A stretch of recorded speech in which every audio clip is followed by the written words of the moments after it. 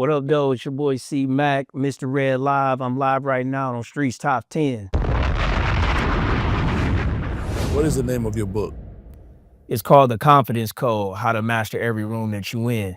And basically it's about having confidence and faith in yourself to be able to do anything. Give you an example. Like, it's a lot of dudes out here that don't have no confidence at getting at chicks. Like, they don't even know how to like introduce themselves. And it's simple. You don't gotta run no game. I learned at a young age from my older cousins. They would say, "Why are you trying to run game when you just have a conversation?" So when you eliminate the fluff and just be real and have some substance, that in turn will get you in the door. You know what I'm saying? So a lot of dudes like they'll lead with all this nonsense. You ain't got to do all that. You could just keep it simple. You could, if you want to call it game or script, you can run the same thing on every chick because it's just simple. Hey, how you doing? My name is so and so. Your name is? Where are you from? Blah blah blah. Spark up a conversation, break the ice, and then before you know it, you in the door. It's that easy. I also wrote the book, for those that doesn't have the confidence to network in those rooms, that they go to these networking events, they pay all these money to go to these events and meet with the people that they looking at on the social media platforms, but then they're like wallpaper. Like you don't even know they exist. So it's like, why are you wasting all these monies going into these events and you're not even networking? You didn't put no phone numbers in your phone. The point of this is to pass your business card out, pass your social media, or get a connect, get a plug. You know what I'm saying? So that's like dudes in the streets. Dudes in the streets, they not out there trying to just talk. They trying to get a plug. They trying to get a connect. They trying to come up. So I wrote this book to help somebody that lacks the confidence in themselves, that has fear, that has doubt in themselves, to just get up and go and just make it happen. Like, you don't got to be afraid. Just get up and make it happen. You know what I'm saying? Just walk in the door. Like, there's been tons of events that I wasn't invited to. I finessed in them joints because I'm supposed to be in here. I belong. You don't know if I don't got the paper or not. You would never know because I'm going to always present myself as if I got it because I'm walking into what I'm trying to do. I'm claiming who I am. You know what I'm saying? And I walk in that. I walk in that fashion like I'm him already. You know what I'm saying? Just the money got to catch up. You know what I'm saying? So when you walk with that confidence, people they're not going to decipher who got it or not. Now, unless you just come in there bummy and you ain't, your gear not right, your clothes is not, hitting like the way it's supposed to, but you gonna know, like, you gonna be able to see who got it and who don't. But if you got confidence, all that goes out the door. People gonna want to network with those who the most confident. You know what I'm saying? So that's who I wrote the book for. It's like, these are 10 practical steps that you could take and use it and implement it to have more confidence in yourself to accomplish any goal that you're trying to accomplish. How did you get the idea to write the book? Well, it came from one of my homeboys telling me, like, he sent me a reel of somebody that was like giving some game on how you should approach a chick or how chicks should operate, within however you operate. And so I'm like, buddy was giving some good game. And I'm like, damn, I'm like, okay, you giving some good game. But I'm like, I wouldn't want to do that. I'm like, because I didn't want to be stuck. If I did go in that lane, I didn't want to be no love doctor, no relationship coach. You know what I'm saying? Because my thoughts on relationship may be different from yours, and I'm gonna stand on what I believe in. So I just didn't want to box myself. So I told my homeboy, I said, listen, if I was to do something, it would be more or less on confidence. I just blurted the name out. I was like, it would be a confidence code. Like, you will get the code to the game on how to boss up. And he was like, oh, damn, that like way to be cold. You know what I'm saying? So shout out to the homies back home in Detroit, the Boss Your Life Up game. So I started saying, boss your confidence up. You know what I'm saying? Because you got to have some type of confidence, to do whatever you're trying to do. So I said, if I was to do something in that realm, I would write a book on how to get a Fortune 500 job, how to be confident in the interview, how to go seek high value people. So if you're a dude and you want a high value woman, or if you're a woman want a high value man, or you networking in different events, or whatever that you're trying to do, you have to exude some type of confidence in yourself to be able to go out there and do it. All you got to do is take the first step. So that's how the book came about. So I wrote the book, and then once I wrote the book, I'm like, all right, man, I got to put this show on the road. How do you approach a high value woman? Depends on the setting that you in. So I give you an example. If you're, let's say, at a restaurant that has a bar and you see this woman, you perceive her as a high value woman. You look at her, she got her hair intact, she got her clothes intact, she may have on some nice fine jewelry. What she ordering? So you need to peep the scene. You need to peep the room. You need to be able to read the room.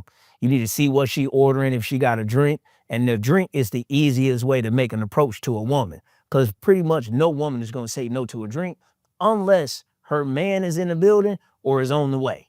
So if I'm at a bar and I'm eating and I see a nice looking woman, I'll look at her and I'll be like, "Hey, how you doing? It's nice to meet you. What's your name?" "Oh, my name is so and so, da da da. Oh, where you from? Da da da. Oh, okay, yeah, that's what's up. I like what you have on, blah, blah, blah." Give her a compliment. She gonna be, "Oh, I'm thank you. Oh, thank you, blah, blah, blah." Now, if she giving you feedback, then you say, "Oh, what you drinking on?" "Oh, that's a good choice." Now you can offer her to drink, or sometimes I take the subtle approach and go to her server and say, "Hey, give her another drink of such and such, let her know it's from me." And then you go from there. And that will break the ice because most people are not going to say no to a drink. Somebody offer you a drink, "Hey man, you want a shot? Hey, you want a shot? You want a drink?" Most people going to say, "Oh yeah, thank you, I appreciate it." And that breaks the ice. And then boom, you can go in for the kill from there. It's up to you from that point. Okay, so when you go to your networking events, what are some of the ways that you seek out high valued clientele for you to speak to? So you got to know who's going to be in the building. So you got to do your research. Okay. So I give you an example. One of the biggest networking events for our people is InvestFest, right? In Atlanta, them dudes over there, Earn Your Leisure, they do a good job. And they bring out a lot of people. They got a lot of guests. They got a lot of keynote speakers. So what I would do, I would look at who they have, who interests me the most, who I want to connect with, who stories connect with mine, and then I'm gonna make my way to go meet them. So a lot of times they in these network events, they got meet and greets, or they may have like they vendor booths and trying to promote their business and whatnot. And then you just walk up and introduce yourself, let them know how much value they giving you and what value that you can give to them and how you can connect and just find that happy medium to go connect. But don't sit in the room and not connect with nobody. And the biggest mistake that a lot of people do is overlook the smaller people in the room. You might think right now, "Oh, this person ain't nothing, they ain't got nothing cracking," but they on the bubble on the come up. So what I do is I go shake hands with everybody. I go walk around, "Hey, how you doing? What you got going on? Where you from? My name is C-Mack. I'm from Detroit. You know, I live in Miami, da da da da. I got this going on. I got that going on. Hey, let me get your number. Maybe we could connect on something. Maybe I could be a service up to you." Because you never know. You never know who you could be talking to. So never be so high up on like the big guests or the big keynote speakers that you overlook, the people that's there networking as well, because you might find your business partner. That individual might be the person that you need, or you might find a videographer to shoot content for you. He just on the come up. He trying to get his game up. He may not be the best or he may not be the worst, but that person trying to network. "Hey man, you do content? Okay, well look, maybe we could put something together. Da da da. We can link." And he just trying to get his catalog up and his resume up. So never overlook the small people, but don't be so high up on the big people to overlook the small people. But at the same time, just go for the kill. Shake hands, introduce yourself, and move like that. How did you find success in writing your book? It just came from my experiences. But I didn't want to go too in depth in my experience. So I would leave that at a time where a person that want to seek mentorship from me on how to attack confidence and how to go about attacking self-doubt, insecurity, and all those things. So I just basically gave them um, a broad look on how to be confident in these different arenas. And these were some of the things that I had to do over time repetitiously, like walk up to somebody, shake their hand, look them dead in their face and say, "Hey, my name is on the list. My name's C-Mack." "Oh, sir, we don't see your name on the list." Well, something's going on. And if I see somebody I know that's like in the event or a party, you know what I'm saying? I won't mind do a little name drop real quick to meet the goal to get in the door. But 9 times out of the 10, I'm going to get in because most people, even the ones that work in the door, I give you an example. Let's say, for instance, you're trying to go to an exclusive party, right? And I'll give you an example. I used to be one of the top promoters in Miami Beach. Miami, everybody's hustling. Everybody's trying to come up, from security to the promoters. Everybody trying to build a connect. So if there was an event, like when I was first getting on in Miami and I didn't really know a lot of people personally, and this is way before social media really got popping, like before Instagram was like, before everybody even had Instagram on their phone, you really had to be out there networking, getting to know people, going to different events, different parties, basketball games, things of that nature to build your clientele up. So if I heard that it was an exclusive party going on, I would walk up to the event and go straight to the, security. Hey, my name is on the list, blah, blah, blah, blah, blah. And if the dude was being cool or I found my way to get in or whatever, how I did, whatever words that I used to get in, I also tell the security, like, hey man, listen, I promote this club, that club over here, whatever you want to slide through on your off day, I got you. I'm gonna make sure you're good. And then what I would do is I'll put them at my table or put them at some tables of people I know, put some girls around them, give them a bottle, make them feel good, make them have a good night. Then I'll be like, hey, any events you got going on, let me know. I'll pull up, blah, blah, blah. Before you know it, now I got to connect. Because if he's doing private security at these private events, at this event, that means he's doing more events everywhere else around the city. So now I got a plug to get into certain different events. So you got to seize that opportunity at that moment and realize that everybody is a point of contact. Every person you come across, that's a phone number that you need, especially if they in the same, industry or if they in the same venues that you are in. Every person is a point of contact because you never know who knows who to get you in the door. So you mentioned mentorship. What are some of the mentorship services that you provide? Well, at this moment, I'm gonna provide a mentorship program that will help you with your self-doubt, help you with insecurity, and help you build that unbreakable confidence so that you can accomplish any goal that you want to accomplish. I'm gonna give you affirmation scripts. I'm also working on to have it where you can ask me a question 24 7 hours a day. So I have a bot that I'm working on while I launched the mentorship program that will, if you had a question to say, hey, listen, I need this to be the biggest week so far before I go on a vacation, or I need this to be a big week to bring in a lot of revenue, I will have the bot tell you or ask you questions. What are you trying to accomplish? What are you trying to do? And how fast you're trying to get it done. And then it will put everything together and let you know exactly by the hour each and everything that you need to do in a 7-day span to accomplish that goal or whatever that you're trying to do. So if you can't get to me on a one-on-one mentorship call, you will have a tool that you could use, and it's like speaking to me digitally 24/7, however you want to go about your goals or whatnot. So what are 3 tools that you can give to overcome self-doubt? One, you got to have faith in who you are. You got to know that God placed a spirit in you, not a spirit of fear, but a spirit of sound mind and courage. And then you have to know that if you're not going to do it, somebody else will. And it's just simple. Like, I'll give you an example.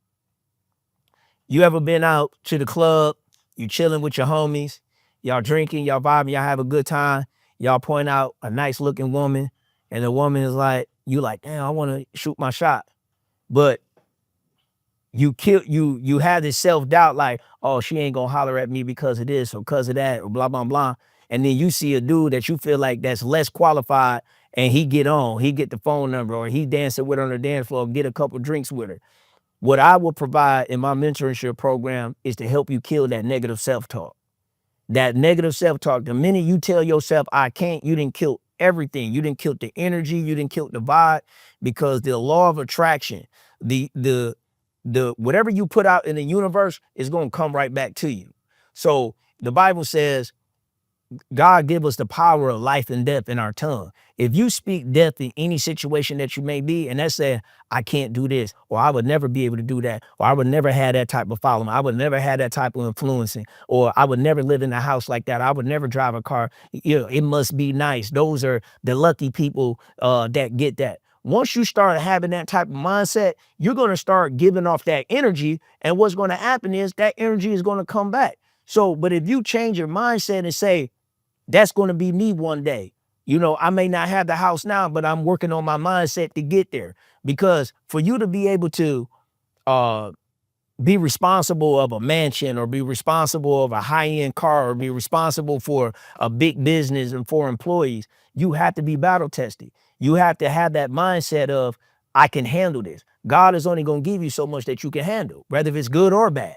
So you have to be able to know that when you walk into something, you have the faith to be able to do it. Don't just go out there and be like, I can't do it, or I don't know if I'm be able to happen. Hey, listen, I'm going out there and I'm gonna make it happen. And whatever comes behind it, that's what happens. That's what's gonna come. And you learn along the way because nobody gave you, for most people, nobody gave them the manuscript to have confidence. Some people just have it. Some people are just naturally gifted, but you have to work on your confidence on a daily basis.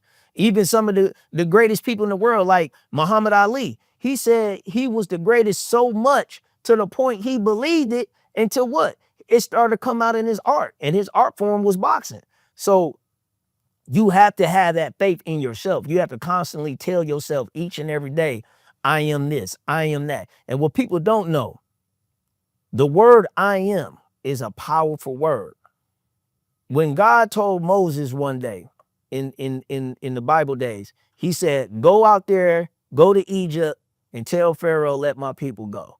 And then he said, and go tell the people I sent you. And he said, well, what? Well, God, I'm not good with my speech and all that. Like, who should I say sent me?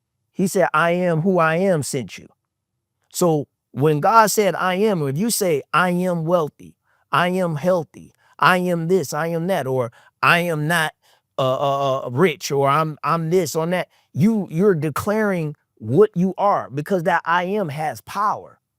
So when you say I'm wealthy, I'm healthy, I'm successful, I'm more than a conqueror, you're putting that out in the atmosphere. And what happened? It has to come back to you. Because one thing about it, I'm a firm believer of the Lord Jesus Christ. I'm a Christian.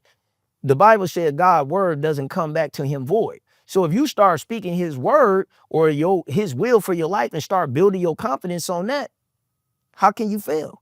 How can you lose? There's no way that you can lose if you say, I am this. This is who I am. This is who I'm going to become. And always be willing to change and grow from there. But you cannot speak these deaf words in your life, because if you do and you have that negative self-talk, that negative self-doubt, or you have fear to go do something, you're never going to get nowhere. You're just going to sit there and be complacent and doing the same thing over and over. You got to be able to confront whatever you're trying to do.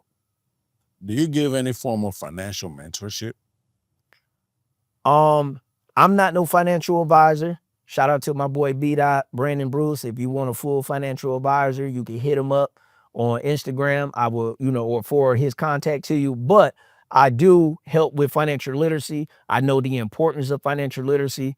My time in federal penitentiary, I took that time out to build my confidence up, because when you locked up, those COs, the judges, the marshals, all they doing is talking negative to you. Get in the cell, inmate. You ain't a nothing. You're a criminal. You this, you that.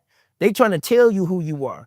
They take your name away from you and they give you a number. My prison number is 07624-104. They call you by your number. They only call you, inmate Mac, what's your number? 07624-104, sir.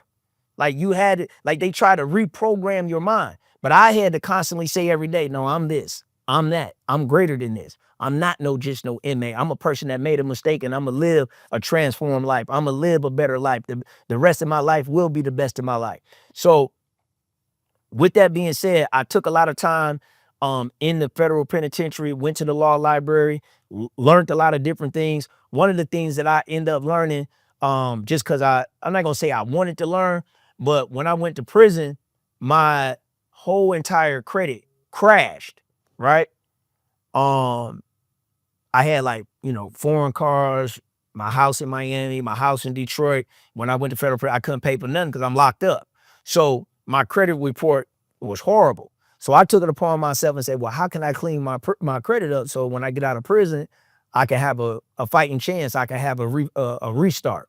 I can start brand new. So I went to the law library, started getting on the computer. I learned from the federal laws how to actually, clean your credit report up the right way, not the fraudulent way, but to clean your credit report. And I walked out with a clean slate and was able to build my credit from there. So I think financial literacy is very important. I think financial literacy is something that we all need, and that's something we all strive for because we all looking to come up. We don't want to, live from paycheck to paycheck. I heard somebody say poor people live from paycheck to paycheck, rich people live from year to year, and wealthy people live from generations to generation. And I'm trying to live from generation to generation. I'm here to break those generational curses that may be in my family, or that generational mindset of poverty, of not having or not saying that you can do this or do that. Because you get around some of your elders will be like, they have limited beliefs, like, oh, you can't do that. What make you so great? And it's not that they don't think you can't do it. They more or less, like, they know they wasn't able to do it, or they don't have the foresight to be able to see, like, what you can do if you could just try. You get what I'm saying? Like, I told my mom, I said, you know what? Right along with the book, I'm gonna do a mentorship program for the Confidence Code, and I'm gonna do a podcast called The Confidence Code. Now, I don't know what's gonna come out of it, but I believe it's gonna be one of the best podcasts that's out there. We're gonna be talking about motivation. We're gonna be talking about building your confidence. What was your aha moment at the time of you going through whatever you was going through to get to the next level? What type of confidence that you had to have to get it from the mud to get it, to wherever you are now. So I believe I had that faith, and I believe that my podcast is gonna be great. But how do I make that happen? I gotta manifest it. Some people say, well, they waiting for God to manifest some things for you. One thing the Bible say is you have to have faith, but you also gotta have faith with some works. Faith without works is dead. So how do you know if your podcast is gonna fail or not? How do you know your project is gonna fail or not? How do you know if your business is gonna be successful or not if you don't try? So even with me, starting with the Confidence Code podcast, I'm like, you know what? Let me go out there and make it happen. Let me go out there and reach out to some people and see who want to be interviewed on my podcast with no subscribers. Right now, I done reached out to so many people on my phone: celebrities, ball players, athletes, entertainers, business owners, moguls. And I just sent text messages out, say, hey man, I'm starting my podcast. I would love to have you as a guest. Would you like to come out? I'll make it seamless. I'll come to you, right? I have 0 subscribers on YouTube. The Instagram page probably have 2 followers. Me personally, I have about 25,000 plus followers on my personal Instagram page. And you know what my responses was from people? People saying, yeah, let's do it. Let's make it happen. What do you want to do? All right, cool. And you know what? You never know what might happen from that. Because if I had this person on my podcast, never know what his following is like or her following is like. And some people's like, oh, they was on that podcast. Let me see who have next on there. So you never know how successful you may be, or you never know if you're going to fail. If you don't try, you got to at least go out there and try. Like they say, jump off the porch. Mhm. So how did you find your purpose? I knew my purpose was to motivate and speak life into people. It goes back to my days when me and my homeboys, we all like brothers, the days that we were trying to chase this music dream. And I always was just confident enough to be like, hey, we getting in that club, we're gonna do this, or we're gonna do this music, or we're gonna do this, we're gonna get our music popping, or we're gonna make this money, we're gonna hustle. And I always knew that my purpose in life was to speak life into people. And that's what I do naturally. So happened where even when I went to prison, I had to speak life into myself, because like I told you, you have these CEOs, you have different people in prison. They're trying to talk to you as if like you're an animal, as if like you're not human, as if like you the scum of the earth. So I had to constantly speak life into myself to exude that confidence, to exude that energy. Like, I got a release date. This is just a blimp in the road. This is going to be my testimony. This is going to be my story. I can draw off this situation. And then it got so big to the point where I was known as the political prisoner in the joint. Like, I would speak for everybody. I would speak for my people. I would speak for, where I'm from or whatever the case may be. And I would go up to, you can ask anybody that I may have been locked up with. Like, I'll be able to talk to the stockbrokers, the ones that was lawyers and judges that was in the prison, the real gangsters and the killers, you know what I'm saying? The real drug pushers or whatnot. And I was able to go and speak for the people. And it could be something small as they didn't get what they were supposed to be getting from the prison. And I'd be like, all right, look, let's go to the law library. Let's look up the rules. Let's see what confine we're supposed to be in. And then we'll go from there and we'll present it to them. So I knew then that I had a purpose of speaking life into people and helping people and pushing them to getting where they need to go. See the greatness in them. I had a person say to me, say, your biggest downfall is always seeing the good in people. That's why you get burnt. And I said, it's a good thing. You know what I'm saying? If I can see the good in somebody or the greatness in somebody, I'm gonna go ahead and push them to be great. It doesn't matter if I get burned because I'm gonna be blessed regardless. So you mentioned quite a few Bible verses. What are your 3 most favorite Bible verses? I'm gonna say one is he would never leave me nor forsake me. When I was in prison, I did 13 straight months in the hole. From January 2020 to February 21, I was in the hole right before they declared it was a pandemic, all that. Like, and there was times in the hole where I felt like I was gonna go crazy. And I had to talk to myself. I had to write out. I always had affirmations in prison, but when you go to the hole, they take all your property. You ain't got nothing. You know what I'm saying? So I asked for paper, I asked for pencil or whatever, and I rewrote some affirmations. I wrote 3 pages, front and back. And I would get up every morning in the hole. I'll pray. Thank God for me being alive and in my right mind. And then I would say my affirmations, building up that confidence every day, every day, every day. And people will walk past the cell and they'll come into the hole and, they had a staff checking on you and they'd be like, yo, inmate Mac, yo, damn, man, you holding it together. Most people would have been broke by now.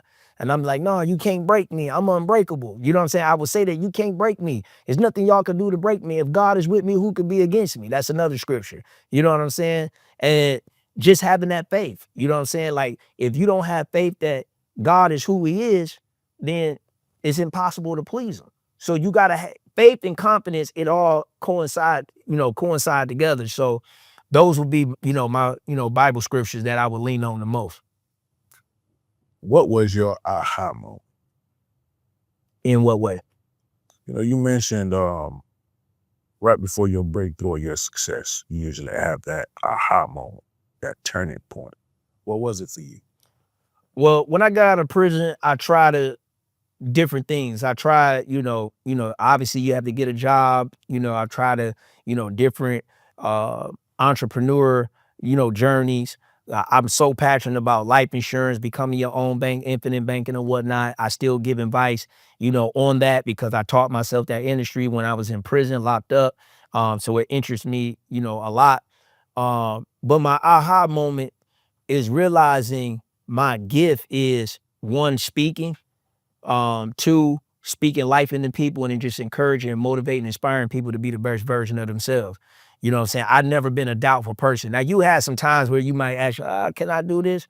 But then I gotta pump myself like, man, you him. You can do that. You the best. You can, you know what I'm saying? Like, I'm gonna do this. I'm gonna make this happen. I'm gonna go down there and I'm gonna get it popping. And sometimes, I would tell people, put it in the atmosphere, right? If it's something you wanted to do, right? Like for an example, I took a photo of me shooting my podcast and I posted it on the ground, gave a description of it and said it's coming. So now I got to follow through with that. I got likes, comments, people like, hey man, do your thing. Looking forward to, to see it. So sometimes I tell people, tell somebody what you're about to do because that person is going to hold you accountable. That person going to say, hey, if you fall off or you're not walking in that fashion or walking in that light, they're going to say, hey man, I thought you was going to do this. I thought you was going to do that. So my aha moment was like, I need to be the one that go up there and be on these podcasts and really, helping people to build their confidence, helping people to get rid of that self-doubt, that fear, the insecurity of they're not good enough, they're not worthy. You know what I'm saying? It don't matter if you in the streets catching the bus right now. If you looking at this and you riding the bus to get to your job, it don't matter if you riding in the whip and it ain't the best looking whip. You know what I'm saying? Or your living conditions ain't the best living conditions. You can always turn that around. You just got to have confidence in yourself to know and believe that you could change your current situation because your current situation is not who you are.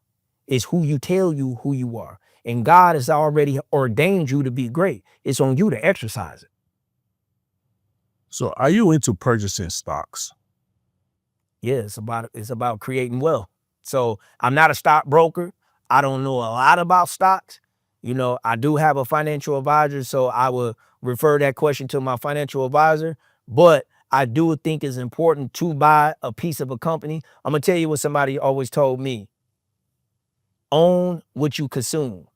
And that was so big for me because I'm gonna give you an example. I got on Jordans, I got on Nike. The stock is probably like what, less than $200 a share. So if I'm gonna spend $200 on the shoes, why not buy me a share of Nike? Now I own a piece of the company. I can have a somewhat of a say so in the company, but also over time it will pay for the shoes that I'm buying. So I do believe buying stocks, creating a personal portfolio, or creating your wealth. I think that's very important to get into stocks. Again, I'm not a stockbroker. You know what I'm saying? So I can't give you stock advice, but I do think it's important to at least to say, hey, well, look, let me go the route as buying what I consume. You know what I'm saying? So if it's Nike, if it's Adidas, Under Armour, whatever the products that you normally may buy on a daily basis, hey, go buy a stock in it because you are already a loyal customer. Why not get paid for it? You mentioned not being able to give stock advices because you're not a financial advisor, but you did say that you taught yourself life insurance. So, what are some good life insurance advices that you can give? Well, life insurance is based on where you're currently at. So it's based on, your age, where you live, your health. Your health is the most important. So yes, life insurance companies, they are in business to make money. So they don't want to insure someone that's unhealthy. Because if you're unhealthy and you're gonna die in the next 6 months to a year, they don't want to pay out $1 million policy or whatever your death benefit may be, if the longevity of the policy doesn't last for long. So I tell people with life insurance, it's important to have in life insurance because one thing that we know for sure that's going to happen is that we're going to die. We just don't know when. And so we shouldn't be selfish to leave it on our family members or friends or people that we leave behind to pay for your funeral, right? So, and they're not responsible for that. And you see a lot of families, they get into it about, not having the money to properly bury somebody, to leave a legacy. If you're a parent looking at this and you got kids and you got children, my question to you is, do you love your children? If you love your children, then you will go ahead and leave them a life insurance policy. The Bible said a good man, and when they said man in that time, they were meaning mankind. So a good man or a good woman will leave their children an inheritance. And the easiest way for you to create generational wealth is with a life insurance policy. The thing is that you have to shift your mindset and get out of that fact of, oh, if I get a life insurance policy, you trying to kill me or you trying to put a date on my death. No, you know, I would ask people this: what do you consider valuable in your home? Do you consider your business valuable? The nice car you're driving valuable? The Rolex that's on your wrist? The nice jewelry? Will you insure that in the event somebody, it got destroyed, it got damaged, or whatever the case may be? Well, if you deem yourself the most valuable thing that's in your home, why would you not insure yourself? Why would you not make sure those behind you have something that you could leave behind to the generations that come, especially if you got kids? I don't have kids, and I got a life insurance policy. I had to start with a term because I am labeled as a convicted felon, and most life insurance, companies don't want to, give a policy to a person that, is a convicted felon. You have to be far gone for that for some time. But I don't even have children, and I have a policy because I don't want, God forbid, if I was to pass away before my mother did, I don't want her to be stressing about how to bury me. I want her to be able to say, hey, make that claim, go ahead, get the money, take care of yourself, whatever, take care of my nieces and nephews, whatever the case may be. At least I left something behind where they could say, hey, man, my uncle or my son, he did the right thing. He made sure that we had something. And if I do happen to have kids, if that was to happen, then I want to make sure that they have an easy start off in life than I would. So, what are the different types of life insurance policies that we have? Well, you have the traditional whole life, you have term, you have IULs, which is like became famous in the last couple of years, but it's been around since 1997. It's called the Index Universal Life Insurance Policy. It's pretty much like whole life on steroids. So you can get up to anywhere up to 10% return on your money yearly, depending on how the market. It mimics the S&P 500, but it also have a 0% floor. So if the market is going bad and the market took a tank in that year, you don't lose any money. So you continuously build your cash value over time, but you don't lose any money if there's downside in the market. And then also it is a life insurance policy, so you do have a death benefit. So God forbid you pass away, or whenever that does happen, you have money that you can leave away, leave to your beneficiaries. And then it has its caveats. You could become your own bank. You can borrow against it, use the money 2 or 3 times. So life insurance, is very important. So when you say borrow against it and use the money 2 to 3 times, can you go a little more in detail about that? So let's say for instance you had like 500,000 in your cash value. You can call the insurance company. Let's say you call Mutual of Omaha, and you can say, hey, yeah, I have $500,000 in my cash value. I want to borrow $200,000. What they're going to do is they're going to give you a loan on that money. So now that money is not taxable, because you can't be taxed on loan money. You have to pay it back. It's not income. So you can borrow that money, use that money for a stock play. Like if the market is going bad, and if you trade options or you trade stocks, whatever that case may be, or real estate, hey, I could put this 100 grand, 200 grand into a real estate project, and I can make that. I can make money off of that. Now you're taking this money that's sitting in your cash value, right? And you putting this money over here, and it's going to be generating you income over here. However, even though that you got a loan for 200 grand, you still got $500,000 in your cash value. The insurance company don't minus the $200,000 from your cash value. They giving you a policy loan based on what you have. So it's like you have the collateral there. And the caveat is you technically don't have to pay the loan back, because let's say, for instance, something was to happen to you and you pass away, they would just minus what you owed and whatever interest from your death benefit to suffice the loan that you took from them, and then they will give you the remainder. Okay. So what are 3 steps, or what are 3 tools that you can give to improve somebody's self-confidence? One, you got to have your affirmations. So it don't matter if you have them on your wall in your room, you have them on your phone, you have them in your book, you have them in your car or in a window or your mirror when you walk in your bathroom. You got to have your affirmation. Number 2, you have to have faith. You have to walk in faith. Any and everything that you do. I give you an example. When you look at a chair, you don't expect it or not, whether if it's going to hold your weight when you sit down. You automatically have the self-conditioned faith that this is a chair, I'm going to sit down, and it's going to hold me up. That's the type of faith that you got to have on a daily basis. And thirdly, you just got to get up and do. You just got to make it happen. You just got to start walking in that fashion. You got to change your surroundings. They say people, places, and things. You may have to change the people that's in your life. I'm not saying you got to cut people off, but you have to put them in their proper place.